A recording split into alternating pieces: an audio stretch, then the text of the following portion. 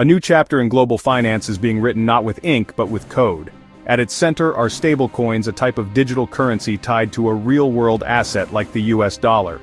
They promise the speed of cryptocurrency with the stability of traditional money. In Washington, lawmakers have taken a significant step.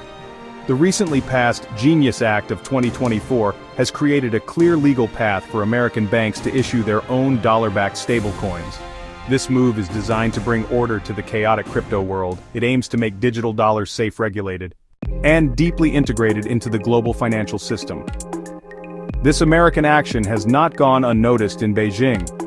For China, the rise of US-regulated stablecoins is more than just a financial development. It is a direct challenge. The answer lies in a concept called dollarization. This is what happens when a foreign currency becomes widely used in another country's economy.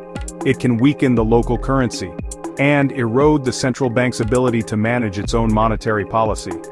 Beijing fears a digital version of this on a global scale. US stablecoins, backed by the full faith of American banks and regulators, could become the default currency for international trade. This would strengthen America's grip on the world's financial plumbing. By controlling the key nodes of the global banking system, Washington can cut off access to financing for countries, companies, or individuals it deems problematic. A world dominated by US stablecoins would give the US government even more visibility and control over global transactions. In response to this American challenge, China is not standing still. It is carefully deploying a sophisticated three-pronged strategy to protect its interests and compete in the digital currency space.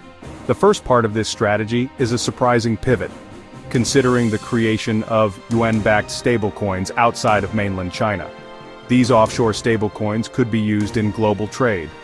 The second prong is using Hong Kong as a crucial laboratory. Hong Kong has a mature financial market. It has a regulatory environment more open to digital assets than the mainland's. The third prong is the continued, determined rollout of the central bank digital currency, the ECNY. The ECNY is designed for retail payments within China, giving the government unprecedented insight and control over the domestic economy. Together, these three initiatives form a coherent and powerful response. Offshore yuan stablecoins are the offensive play. Hong Kong is the strategic incubator. So, China's approach to digital currency reveals a fascinating duality, a tale of two systems. On one hand, within mainland China, the government's priority is absolute control. Every transaction is designed to be traceable, giving the People's Bank of China a real-time view of economic activity. This system rejects decentralization and user anonymity. That's why China cracked down on Bitcoin mining and on cryptocurrency trading. To compete with US innovation, China needs flexibility. This is where Hong Kong comes in. Here, private firms can experiment with yuan-backed stablecoins. Beijing is building a firewall between the domestic economy and the global digital asset market, with Hong Kong as a regulated gateway. This lets China project influence and compete for the future of finance, insulate the mainland from volatility, and preserve control.